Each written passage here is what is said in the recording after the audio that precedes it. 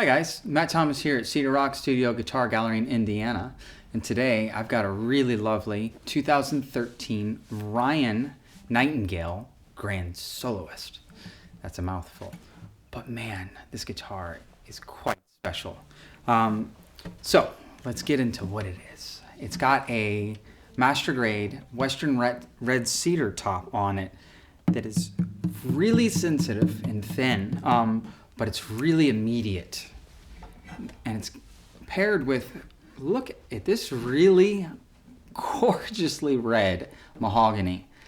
I'm not certain if there's a stain on here, if it is really just this red, but oh man, I thought it was Cocobolo at first because it's that red. But furthermore, it goes directly into the same colored neck all the way through. So it just has this brick-like, essence to it that is really, really beautiful.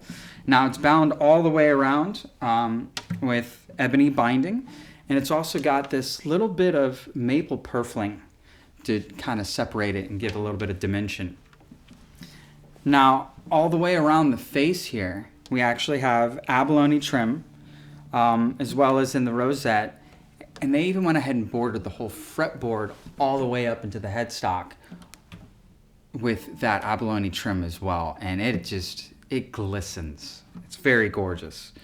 Now, another thing that I wanted to mention is you'll notice these bridge pins also have a little bit of that abalone in it, but these are the titanium Ryan bridge pins, and man, you can notice the difference in the energy generated to the top. Now, since we're right in this region, you can also notice it's got an arm bevel. But what I love what Ryan has done is he's created these, what they call acoustic flutes in the arm bevel, which your arm actually doesn't close them off. They're a little more positioned forward. But what I notice about these is an increased mid-range clarity to the instrument. Whereas this Soundport tends to bring a little more bass, this one brings a lot of clarity and texture to the instrument. And you can really fine-tune the instruments with that as a result, because to me, the mid-range is really helpful in hearing dissonance.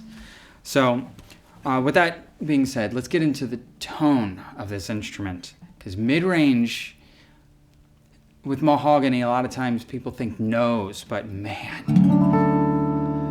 the way that they voice this instrument, it's got a lot of low mids, but that upper mid isn't really nosy. So it's combining with that low end factor of the instrument, so it's very warm and rich.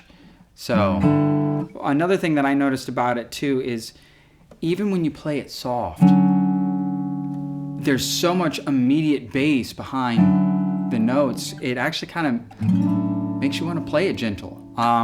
Now, since it is cedar, there is a little bit of a headroom to it, but I'll blow up a picture, and inside here you can notice these really tall hollowed out bracing, and that's a concept that Ryan has come up with based upon different construction methods over the years, where they take beams and they'll hollow out certain portions, and that's kind of what they've done here. And it's really tall, powerful bracing, so it will allow you to drive the instrument a little harder and still have a lot of thick tone behind it. And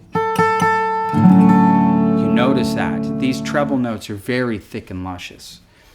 Now, one thing I do want to mention as well, lastly, they have their Ryan tuning pegs here that are actually made by Goto. And it's also got a rosewood back cap here.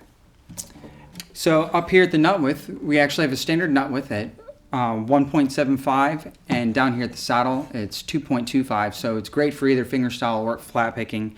And the profile of this neck is absolutely lovely. It's nearly flat at the back, and it seems to be almost the same depth going all the way up to about the 9th fret. And then it gets a little thicker here, but it makes your hand positions all through here just super comfortable. Now, if you've got any further questions about this lovely 2013 Ryan, message Alan at cedarrockstudio.com, and thanks for listening.